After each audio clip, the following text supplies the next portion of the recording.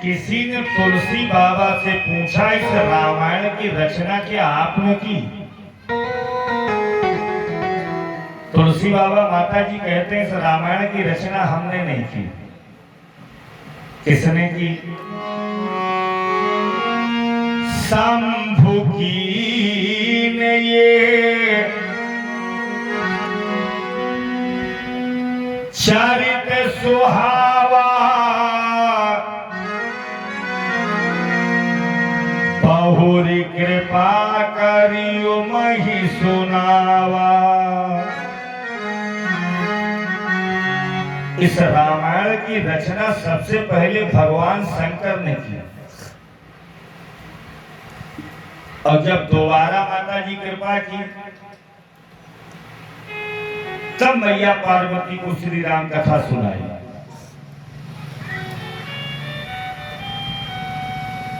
किसी संत ने पूछा, महाराज दोबारा कृपा कब की? तो विद्वान लोग बैठे हैं। जब भोलेनाथ का विवाह मैया पार्वती जी के साथ में हुआ, विदा होके मैया पार्वती कैलाश पर्वत पर आई। आप माताएं जानती हैं, जब नई नई बहू घर में आती है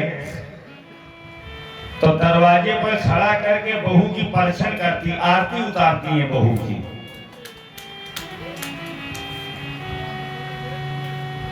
बहू से कहती है, पैर छुओ, ये तुम्हारे ससुर हैं, ये जेठ है, ये जिठानी है, सास है। बहू बिचारी पैर छूती है। मैया पार्वती की जब ससुराल में कैलाश पर्वत पर माता जी परछन हो गई, पैर छूने का नंबर आया तो देखा पूरे खानदान का डब्बा गोल। ऐसे के साथ विवाह हुआ, माता पिता है नहीं तो सास ससुर मेरे कहां से आए?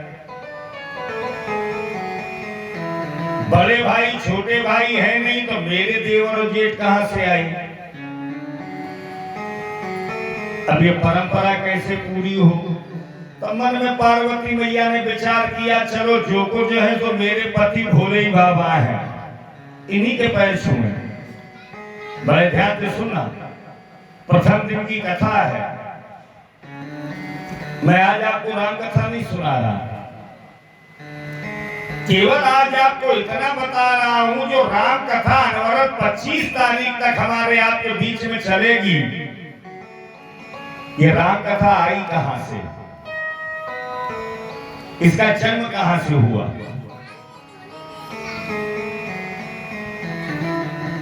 बड़ा सौभाग्य मानता हूं, कई बार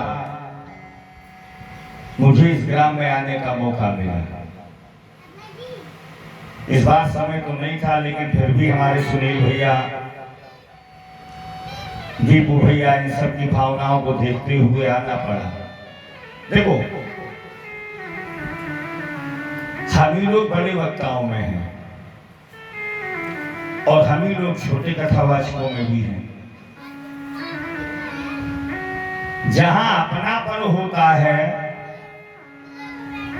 वहां प्रबल प्रेम के पाले पढ़कर प्रभु को नियम बदलते देखा, अपना मान टले टल जाए आना पड़ता है। थोड़ा परेशानी ही सही, लेकिन आप लोगों का आशीर्वाद। अभी बोलूंगा, शाम को ट्रेन पकड़ूंगा 8 बजे से। हमारे पड़ोस वाले गांव में कथा हो रही, पावन धाम हसनापुर। 2 घंटे 2.5 घंटे वहां बोलूंगा, 12 बजे घर आऊंगा, फिर आपके बीच में आ जाऊंगा। लेकिन कम से कम हमें खुशी है, राम कथा के 2 शब्द मिल रहे हैं कि नहीं मिल रहे हैं? आप लोगों के दर्शन हो रहे हैं, आपके बीच में बैठ के भगवान की कथा कहने का सौभाग्य मिल रहा है। कहां का कम है? मांग के भोजन उसी घर में किया जाता है जिस घर को अपना समझा जाता है। हम आपके घर जाए, ये कहें भूख लगी, कुछ रखा है, तो इसका मतलब ये नहीं है कि पंडित जी हमारा घर क्यों हो। इसका मतलब ये है कि हजारों घरों को छोड़ के अगर मैं आपके घर में भोजन मांग रहा हूं तो कुछ न कुछ हमारा आपका अपना तो प्रेम होगा, तभी तो मांग रहा हूं।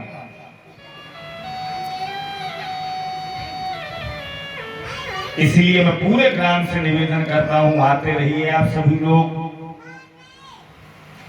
वैसी ही भक्ति, वैसी ही श्रद्धा, वैसे ही विश्वास के साथ आप लोग आए हैं।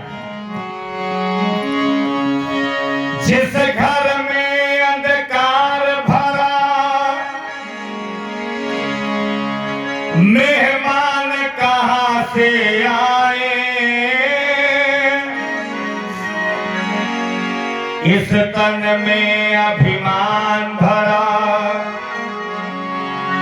भगवान कहां से आए। शिवरी जैसे कोई खिला के देख ले, आ जाते हैं राम कोई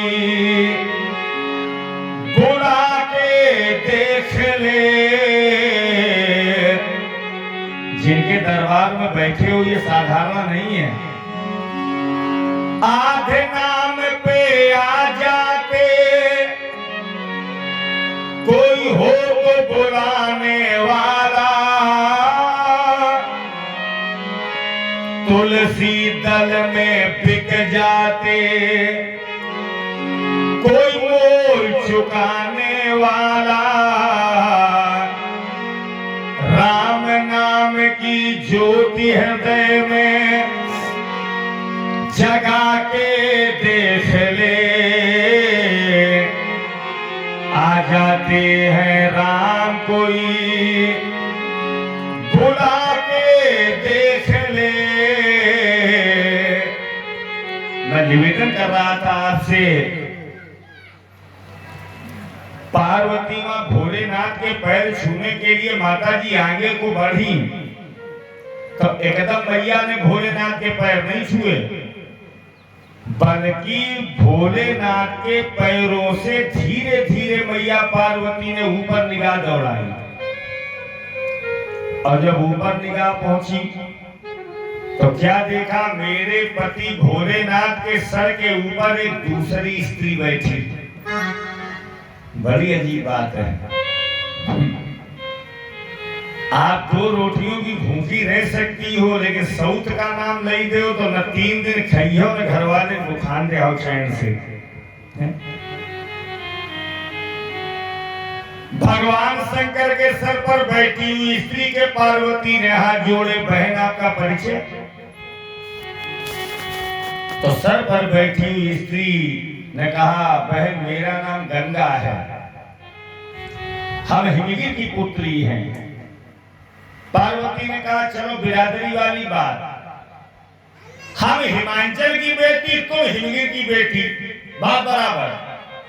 लेकिन ये बताओ, किसी पति को पत्नी ज्यादा प्यारी होती है तो पति अपनी पत्नी को प्रेम के कारण गोद में तो उठा सकता है, लेकिन खोपड़ी पर नहीं बैठा सकता। काहे बुरो न माने, चाहे भैंसोल हो, चाहे कोई भी जिला हो, जिनकी घर की देहरी के भीतर जिनकी पत्नियां एक बार खोपड़ी पर बैठ पाई पति के, वो जिंदगी पर उतरती नहीं, चाहे दीवार में खोपड़ी दे दे मारो। ज्यादा प्रयास करो तो मट्टी तेल दिया सराई का दूर धरो, चलो कोतवाली फलाने को लिखा दे हो, छोड़े उनको ना, तो गंगा मैया कैसे उतरे?